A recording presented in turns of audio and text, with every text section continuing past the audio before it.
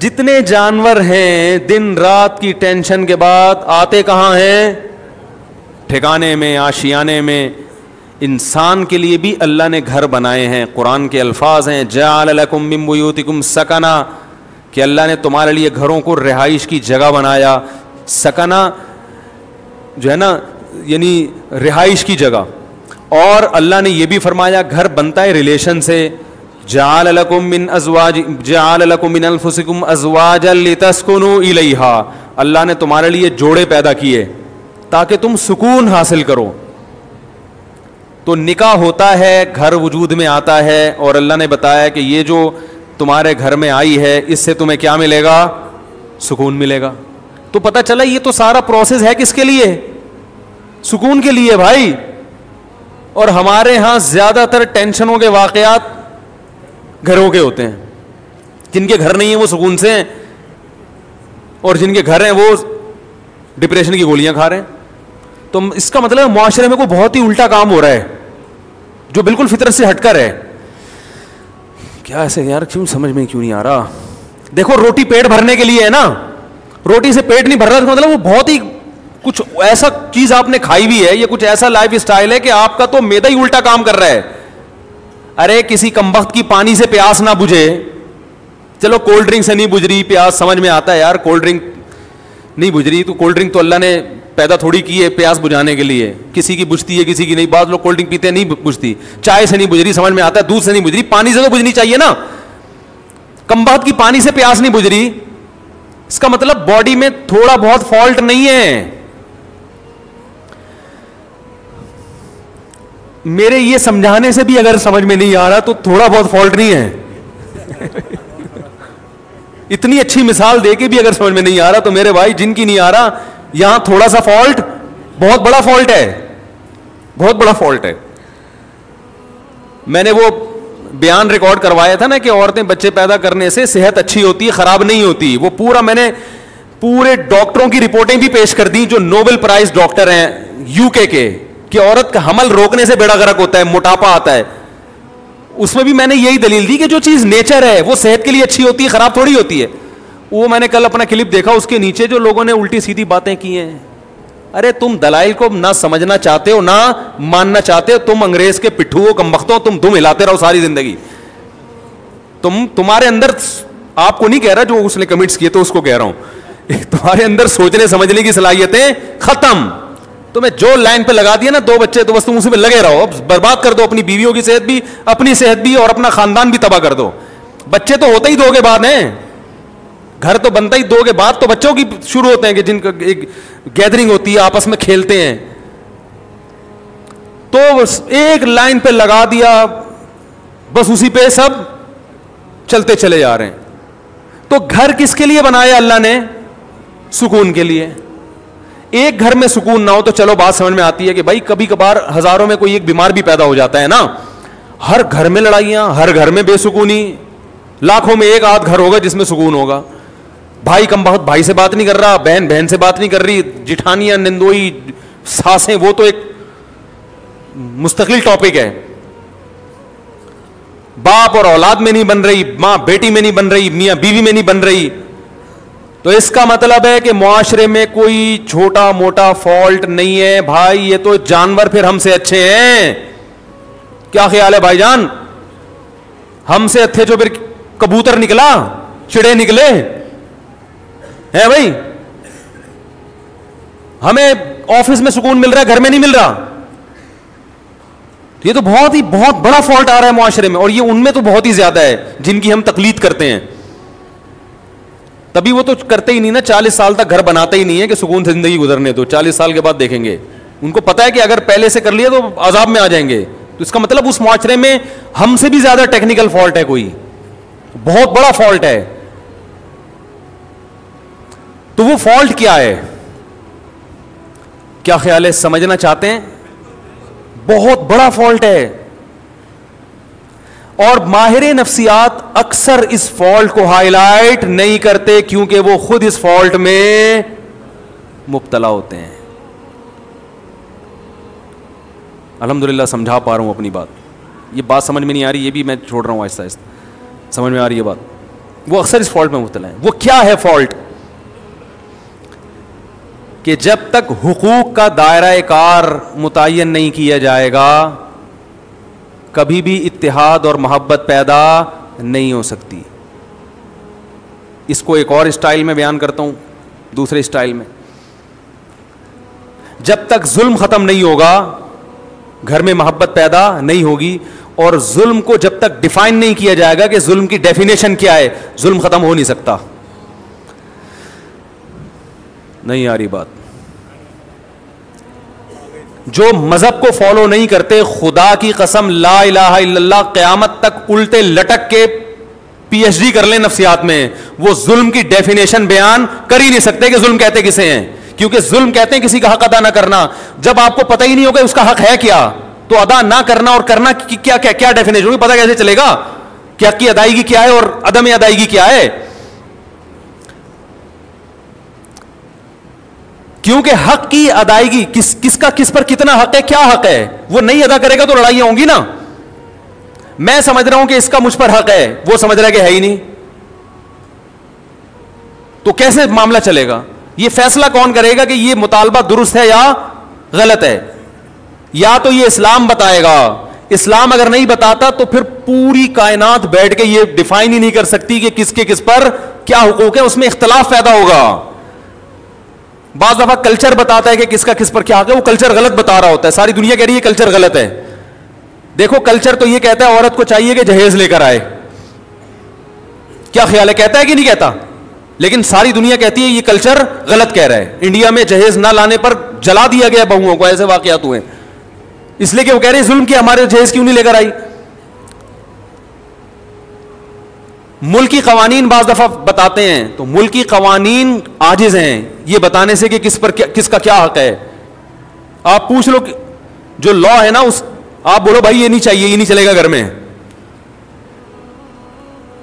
اختلاف اور لڑائی کو ختم کرنے کے لیے سب سے پہلا اصول یہ ہے کہ آپ کو یہ پتا ہونا چاہیے, باپ کو یہ پتا ہونا چاہیے کہ بیٹے کے اوپر میرے کتنے حقوق ہیں.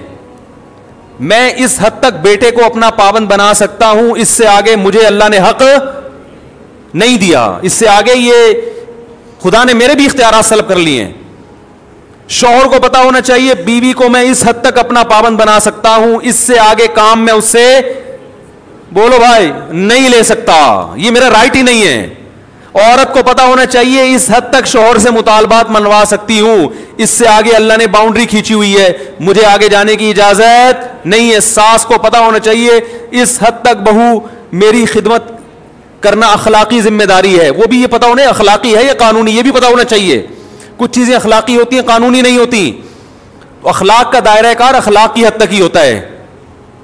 ارے پڑوسیوں کو پوچھنا اخلاقی ذمہ داری ہے نا, آپ نہیں پوچھ رہے تو کیا وہ کیس کر سکتا ہے آپ کے خلاف؟ بھائی حدیث میں آتا ہے کہ وہ شخص مومن نہیں ہے جو خود پیٹ بھر کے کھائے پڑوسی بھوکا سوئے. لیکن آپ پیٹ بھر کے کھا رہے ہو, پڑوسی بھوکا سو رہا ہے, گناہ ملے گا قیامت میں, لیکن اس بیس پہ پڑوسی آپ کے خلاف کیس نہیں کر سکتا, لڑ نہیں سکتا آپ سے. وہ حدیث میں تو آتا ہے تو پیٹ بھر کے کھا رہا ہے اور جو ہے نا میں بھوکا ہوں, اب گریبان پکڑ لیا, تو یہاں ظالم کون ہوگا؟ وہ پڑوسی ہوگا. بھائی اخلاقی ذمہ داری ہے کہ آپ پیٹ بھر کے کھا رہے ہو, لیکن آپ کی ہے, اس کی نہیں ہے, وہ نہیں مطالبہ کر سکتا. کچھ چیزیں اخلاقی ہیں, لیکن ہمارے ہاں کس کا کیا حق ہے یہ یونیورسٹیوں میں نہیں پڑھایا جاتا. ماہر نفسیات کو پتہ ہی نہیں ہوتا کہ حق کیا ہے, تو بیچارہ گائیڈ کیسے کرے گا؟ ہائے ہائے کیسے سمجھائیں. ماہر نفسیات بیچاروں کو پڑھا ہی نہیں ہوتا. اسلام پڑھیں گے تو پتہ چلے گا نا. انہوں نے تو گورے کو پڑھا ہے, گورے کو خود نہیں پتا, وہ اپنے گھروں میں سکون پیدا کر لیا. یہ نفسیات پڑھ کر آ رہے ہیں جرمنی کی یونیورسٹیوں میں, اور وہاں سے سیکھ رہے ہیں کہ گھروں میں جوڑ کیسے پیدا ہو.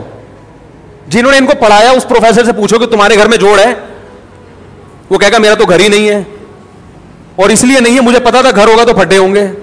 تو ہم نے کہا بھی 55 سال میں کریں گے شادی. وہ تمہیں بتائے گا گھروں میں جوڑ کیسے پیدا ہو. یار کیا تو رینجرز کا کیس ہے بھائی, خطرناک کیس بنانے والا ہوں آپ کے خلاف. سارے مسائل یہاں سے کھڑے ہو رہے ہیں, گھروں میں جھگڑے, لڑائی, دفتروں میں. بھائی آپ کو پتہ ہی نہیں ہے کہ میں کہاں تک جا سکتا ہوں. دیکھو فوج میں پھڈے کم ہوتے ہیں, پولیس میں بھی, تھانے میں پھڈے کم ہوتے ہیں. وجہ اس کی یہ ہے کہ ایک رنگ روٹ کو پتا ہے کہ آفیسر کی بات میں نے ماننی ہے, کن باتوں کو ماننا ہے اور کون سی بات ایسی ہے جو میرے اوپر لازم نہیں ہے. اگر کوئی آفیسر میرے سے گھر سے پوچھا لگوانا شروع کر دے تو یہ میرے اوپر, اور آفیسر کو پتا ہے کہ میں نے یہ شروع کر دیا تو میرے خلاف کیس بھی ہو سکتا ہے. تو پھڈوں کا ریشو فوج میں, پولیس میں سب سے کم ہے, کیونکہ قانون ہے, ان کو لکھا ہوا ہے کہ یہ ذمہ داری ہے. دفتروں میں بھی پھڈے اکثر کم ہوتے ہیں, کیونکہ باس کو پتا ہے کہ یہ امپلائی میرا کتنا تابع ہے, اس کو تنخواہ اس چیز ریٹرن میں لکھا ہوا ہوتا ہے کہ بھائی تجھے اس چیز کی تنخواہ مل رہی ہے, تو نے اتنے بجے آنا ہے, یہ کام کر کے دینا ہے, کرے گا تو میری بلا سے, تو شکل کا اچھا ہے برا ہے بھائی, تجھے ملیریا ہے, تجھے ٹی بی ہے, تجھے کیا ہے, تو نے پولیو کی ویکسینیشن کروائی ہوئی ہے کہ نہیں کروائی ہوئی, مجھے میری ہیڈ ایک نہیں ہے. یہی ہوتا ہے نا بھائی, یہ کام ہے, یہ کر کے دو گے تو تنخواہ ملے گی, نہیں تو پتلی گلی سے نکلو. اس لیے وہاں بھی پھڈوں کا ریشو کیا ہے, وہاں پھڈے ہوتے ہیں غیبتوں کی وجہ سے. وہ باس, وہ دیکھو وہ چمچا بنا ہوا ہے, اس کو تنخواہ بڑھا دی ہم کیونکہ ایمانداری سے کام کر رہے ہیں, ہماری تو تنخواہ نہیں بڑھ رہی. یہ اتنے اور بھی باتوں کی حد تک ہوتا ہے. ایسا نہیں ہوتا کہ کمپنی بند ہو جائے پھڈوں کی وجہ سے, صرف باتیں کریں گے. وہ تو شوق ہے مسلمانوں کو باتیں کرنے کا, کیونکہ کام وام تو ہوتا ہے گورنمنٹ کے اداروں میں ہی زیادہ ہوتا ہے نا, کیونکہ وہاں تو کام ہی نہیں ہوتا, تو باتیں کر کے ٹائم پاس کرنا ہوتا ہے. لیکن گھروں کے جو پھڈے ہوتے ہیں وہ خطرناک, چاقو نکل آتے ہیں, چھریاں نکل آتی ہیں, 2 سال تک بھائی سے بات ہی نہیں کر رہا, طلاقیں ہو جاتی ہیں, بچے رول جاتے ہیں, ڈپریشن میں چلے جاتے ہیں. ہم نے نہیں دیکھا کوئی باس کی وجہ سے ڈپریشن میں گیا ہو. ایسے میاں بہت دیکھے ہیں جو بیوی کی وجہ سے, عورتیں شوہر کی وجہ سے, بہویں ساس کی وجہ سے, ساس اپنی ساس کی وجہ سے. آپ کہنے والے تھے ساس بہو کی وجہ سے, اب تک ایسی رپورٹ آئی نہیں ہے, وہ چھوڑیں بھی زیادہ. تو خود سمجھدار ہیں آپ لوگ. وہ ساس بھی ڈپریشن میں آتی ہے, لیکن وہ کس کی وجہ سے, اپنی ساس نے اس کو ڈپریشن کا مریض بنا کے دنیا سے گئی ہوتی ہے, تو وہ آگے پارسل کر رہی ہوتی ہے یہ امانت بہو کی طرف, ٹھیک, کہ مجھے جو وراثت میں ڈپریشن ملی تھی وہ میں پوری کہاں ٹرانسفر کر رہی ہوں, بہو کو. اب جب جھگڑے ہوتے ہیں ساس بہو کے بہت, ہم کہتے ہیں بھائی الگ کرو, تو ماں باپ پھر غیرت کے تانے, ہم نے دودھ پلایا جوان کر دیا, الگ ہو رہے ہو. حالانکہ یہ ماں باپ کا رائٹ نہیں ہے, یہ آپ کا حق ہی نہیں ہے. بیٹا جوان ہو گیا, بالکل الگ رہ سکتا ہے, وہ نہ رہے اچھی بات ہے, ساتھ میں جو برکت ہے وہ الگ, لیکن یہ وہی ہے اخلاقی کچھ اور چیزیں ہوتی ہیں. لیکن پڑوسی گریبان تھوڑی پکڑ سکتا ہے آپ کا کہ بھئی حدیث میں آتا ہے تو مجھے کھلایا کرو, تو کھلاؤ. تو ماہر نفسیات سے گزارش ہے, جب لوگوں کو موٹیویٹ کیا کریں. کچھ اچھے بھی ہیں الحمدللہ, ہر جگہ اچھے برے بھی ہوتے ہیں, اچھے تو سارے ہی ہیں, لیکن بہت سی چیزوں میں بیچاروں کے پاس خود گائیڈنس نہیں ہوتی, گائیڈنس نہیں ہوتی. وہ انگلش کے الفاظ گھما رہے ہوتے ہیں ایکچولی یوں وغیرہ وغیرہ, مجھے تو اتنی انگلش نہیں آتی. تو بات صحیح ہونی چاہیے, چاہے انگلش میں ہو یا اردو میں ہو یا پنجابی میں ہو. لوگ زبان کو دیکھ رہے ہیں آج کل, اسٹائل کو دیکھ رہے ہیں, باتوں کو, کیونکہ فلموں کا دور ہے نا, ڈراموں کا دور ہے, جس کے اسٹائل اچھے لوگ متاثر ہو رہے ہیں, بات کو تو دیکھ نہیں رہے. بات بھی ہو, اسٹائل بھی ہو, پھر مزہ ہے. کیا خیال ہے, بات بھی ہو اور اسٹائل بھی ہو. اور اگر اسٹائل نہیں ہے تو بات کو زیادہ فوکس کرنا چاہیے. اسٹائل کی اتنی ویلیو نہیں ہے, لیکن بات بہرحال صحیح ہونی چاہیے. تو آپ کو یہ پتا ہونا چاہیے کہ میرے ماتحت جو لوگ ہیں, میں ان کو اس حد تک پابند بنا سکتا ہوں, اس سے زیادہ شریعت نے مجھے حق بولو نہیں دی. یہ سب سے پہلے والدین پر آتا ہے. ہمارے یہاں پتہ ہے سسٹم کیا چل رہا ہے, جس کی لاٹھی اس کی بھینس. بیٹا فرما بردار ہوگا تو باپ اس کو نچوڑ لے گا, بولے کہ ہر بات مانتا ہے, تو اس کی یہی غلطی ہے کہ ہر بات مانتا ہے کم وقت. کہیں نو کر دے تو باپ بیٹے کے کو پورے معاشرے میں ذلیل کر دیتا ہے, میرا بیٹا میری بات نہیں مان رہا. ارے وہ ہر بات مان رہا ہے. ایک دفعہ ایک ابا آئے مجھے کہنے لگے میرا بیٹا یہ میرا, میں نے کہا یار ایسے بیٹے آج کل آرڈر پہ نہیں ملتے, اتنا نیک ہے. ایک چیز میں اگر اس نے انکار کر دیا اور وہ اس کا حق بھی ہے, تو آپ کو تو کہنا چاہیے بیٹا میں یعنی آپ کو تو اس کا دل جیتنا چاہیے, لیکن چونکہ بیٹا فرما بردار مل گیا تو ابا اس کو پوری طرح نچوڑ رہے ہیں. اگر وہی نافرمان ہوتا تو ابا کہتے صرف 100 میں سے ایک بھی مان لے تو میں خوش ہو جاؤں گا. سیزن یہ چل رہا ہے, صحیح ہے نا, موسم چلتا ہے نا, ابھی آم کا موسم ختم, انگور آ گئے, تو سیزن ہوتا ہے نا, جب انگور ہے تو ہر جگہ انگور ہی انگور نظر آئیں گے آپ کو. اور یہی حال ابا کا ہے. جب تک ابا آپ کی مجبوری ہیں, آپ کے ابا بہت اچھے, پیسے نکلوانے ان سے, جہاں ابا کی ضرورت نہیں رہی وہاں ابا سے زیادہ ٹینشن والا آپ کے گھر میں. جب ابا بوڑھے ہوتے ہیں تو کیسا ستایا جاتا ہے ان کو, یہ ہمارے معاشرے میں اکثر ہوتا ہے. بوڑھا ہونے کی دیر ہوتی ہے بیچارے کی, وہ کھانستا ہوا بھی برا لگ رہا ہوتا ہے, ہر چیز میں وہ کیا لگ رہا ہوتا ہے, برا, یہ جائے گا کب. اور باقی حقوق کو اسی پر قیاس کر لیں. تو یہ جو اللہ نے فرمایا ادخلوا فی السلم کافہ, مکمل اسلام میں داخل ہو جاؤ, اس مکمل میں یہ بھی ہے کہ آپ کو یہ پتا ہونا چاہیے کہ سامنے والے کے مجھ پر کتنے حقوق ہیں. ایک چھوٹا سا واقعہ سنا کے بیان ختم کرتا ہوں. ہمارے شیخ مفتی رشید احمد صاحب بڑے بزرگ تھے, ہم ان کا بہت احترام, ان کے غلاموں کے غلام تھے, غلاموں کے غلام. میں نے حضرت سے کوئی بات عرض کی کہ حضرت کچھ ایسی بات ہے, کچھ گھر سے متعلق. حضرت نے وہ بات مشورے کے لیے کسی سے ذکر کر دی. تو میں نے حضرت سے عرض کیا, حضرت یہ گھر کی بات تھی, یہ باہر نہیں آنی چاہیے تھی. حضرت نے مجھ سے معذرت کرنا شروع کر دی, کئی غلطی ہوئی ہے مجھ سے, حالانکہ وہ بات کوئی ایسی نہیں تھی. اب اگر وہ یہ کہتے کہ میں چونکہ بزرگ ہیں, میں بڑا, میں نے کر دی تو کیا ہو گیا, ہم تو کچھ نہیں کہتے, کیونکہ اخلاقی ذمہ داری ہے کہ بڑوں سے اگر غلطی بھی ہو جائے تو معاف کرو. یہی ہے نا اخلاق تو اخلاقی طور پہ تو شریعت ہمیں اسی کا پابند کرتی ہے. لیکن یہ ان کا بڑا پن کہ وہ جانتے تھے کہ بھائی یا اس سے آگے, حالانکہ کوئی ایسی بات نہیں تھی, لیکن جس سے کی وہ مجھے پتا تھا کہ میرا دشمن ہے. تو کسی کا راز فاش کرنا یہ باپ کے لیے بھی جائز نہیں ہے کہ اپنے بیٹے کا راز بولو نا فاش. باپ کے لیے بھی جائز نہیں ہے کہ اپنے بیٹے کی غیبت کرے. ماں کے لیے جائز نہیں ہے کہ اپنی بیٹی کی غیبت کرے. ہاں بیٹا ظلم کر رہا ہو باپ کے اوپر, واقعی واضح ظلم ہو, پھر اپنا غم ہلکا کرنے کے لیے اپنے کسی بہت ہی کلوز آدمی کو وہ اپنا غم بتا سکتا ہے, یا کسی سے مشورہ لینا ہو کہ بھائی بیٹے میں یہ جرم ہے, تو مشورے کے طور پر کسی ایسے آدمی سے جس کے بارے میں یقین ہو کہ یہ راز فاش نہیں کرے گا. آج دیکھا ہے باپ اپنے بیٹے کی برائیوں کو لوگوں کے سامنے بیان کر رہے ہیں, یہ غیبت ہے بھائی, یہ تو کسی غیر مسلم کی غیبت جائز نہیں ہے, تو بیٹے کی کیسے جائز ہو گئی؟ بہت مشکل ہے. بیٹے کی غیبت بھی جائز نہیں ہے, ماں کے لیے بیٹی کی غیبت بھی جائز, اور بیٹے کے لیے باپ کی تو اور زیادہ گناہ ہے. لیکن یہ گھروں میں ہو رہا ہے. جب بیٹا سنے گا کہ میرا ابا فلاں فلاں کو پکڑ کے میرے بارے میں برائیاں کر رہا ہے, تو اس کا مطلب پھر گھر میں سکون, بولتے کیوں نہیں ہو سکتا, پھر نہیں ہوگا. اس کے دل میں ایک نفرت کے جذبات پیدا ہوں گے.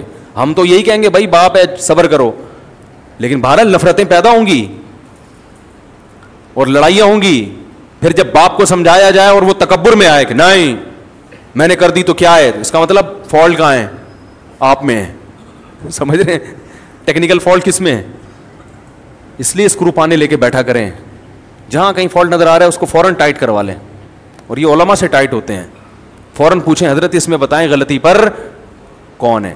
تو یہ بڑا لمبا موضوع ہے کہ کس کے کس پر کیا حق ہیں, وہ بیان ہوتے رہنے چاہیے تاکہ ہمیں پتہ چلے کہ ہمیں یہ تو ہر آدمی اس چکر میں ہے کہ فلاں کے مجھ پر فلاں پر میرے کیا حقوق ہیں, اس میں تو پتہ ہے سب, ہر آدمی اس کو نچوڑنے میں لگا رہتا ہے. لیکن میری باؤنڈری کہاں تک ہے؟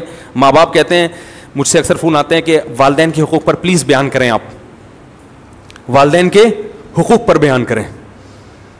اور اتفاق سے میں کر دیتا ہوں اولاد کے حقوق پر. بعض دفعہ ایسا بھی ہوتا ہے, وہ کہتے ہیں یہ کیا بات ہوئی, میں کہتا ہوں بھائی اس پر بھی کریں گے لیکن ساتھ ساتھ اس پہ بھی تو ہونا چاہیے نا, اس پہ بھی تو ہونا چاہیے, دونوں چیزیں ضروری ہیں. تو اللہ تعالیٰ سے دعا ہے کہ اللہ ہمیں مکمل اسلام میں داخل ہونے کی توفیق عطا فرمائے. علماء نے لکھا ہے کہ استاذ مدارس میں نا شاگرد استاذوں کا بہت احترام کرتے ہیں. لیکن استاذ کے لیے کسی شاگرد کو فاسق و فاجر کہنا جائز نہیں ہے. سمجھ رہے ہیں؟ فاسق و فاجر کہنا جائز, زانی کہنا جائز نہیں ہے کہ یہ الزام ہے. تو اللہ نے ایک باؤنڈری رکھی ہوئی ہے, اس سے آگے آپ کو نکلنے کی اجازت نہیں ہے. کمیٹی ہے مسجد میں تو امام کو کمیٹی سے آگے نکلنے کی اجازت, بولو نا بھائی, نہیں ہے. وہ کمیٹی کا پابند ہے. بعض جگہوں پر ایسے ہوتا ہے امام کمیٹی کو لفٹ ہی نہیں کرا رہا ہوتا, کہتا ہے میں چونکہ امام ہوں, میں چونکہ, وہ چندے کے حساب دینے کے لیے تیار نہیں ہے کمیٹی کو. بھائی جب آپ کسی کمیٹی کے تابع ہیں تو جتنا چندہ آ رہا ہے آپ کے باپ کو بھی حساب دینا پڑے گا. بعض ائمہ, سب نہیں, اکثر تو الحمدللہ صحیح ہوتے ہیں, لیکن بعض جگہوں مسجد پہ کیس آتے ہیں امام حساب نہیں دے رہے, کہہ رہے کون مجھ سے کون ہوتا ہے حساب لینے والا, میں تو مفتی ہوں, میں تو بزرگ ہوں, میں تو فلانا ہوں, میں کیا کرپٹ ہوں. بھائی آپ چور ہوں, کرپٹ ہو, آپ نیک ہوں. جب مسجد کا ایک رسید ہے, کوئی چندے کا سسٹم ہے, تو آپ کو اخپل طریقے سے چندہ کرنے کی اجازت, بولو بھائی, نہیں. اخپل لفظ یاد رکھ لیں, بہت سارے کام اخپل طریقے سے کرنے کی وجہ سے غلط ہو رہے ہیں. وہ مجھ سے اب لوگ آ کے پوچھتے ہیں حضرت اخپل کا مطلب کیا ہے. پرسوں ایک صاحب اخپل کا مطلب پوچھنے کے لیے آیا تھا. تو وہ پابند ہے. اسی طرح کمیٹی پابند ہے کہ وہ امام کا احترام کرے, اس کے ساتھ ایسے پیش نہ جیسے ملازمی, ہوئے ادھر ہوئے ٹائم دیکھ رہا ہے کیا ہو رہا ہے, تم نے بولا تھا 40 پہ نماز 45 پہ کھڑی کر رہے ہو تم, ہیں تمیز سے, ٹھیک ہے نا, ریکویسٹ کے ساتھ. تو مسجدوں میں بھی لڑائیاں, گھروں میں بھی. اللہ تعالیٰ ہماری حفاظت فرمائے اور ہمیں یہ جاننے کی توفیق عطا فرمائے کہ ہمارا کس پر کتنا حق ہے. Thanks for watching.